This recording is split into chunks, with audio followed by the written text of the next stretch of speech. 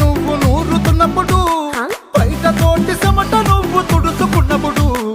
దండాన నీ సొక్కారేస్తున్నప్పుడు, నీ ఒంటి వాసన తెగ గుర్తొచ్చినప్పుడు, రెండు చేతులెత్తి జుట్టు ముడిసినప్పుడు, జండు కత్తుకొని పడుకున్నప్పుడు, అలసిపోయి నువ్వు ఆవలించినప్పుడు, వచ్చుండై ఫీలింగ్స్ వచ్చి వచ్చి చంపేస్తు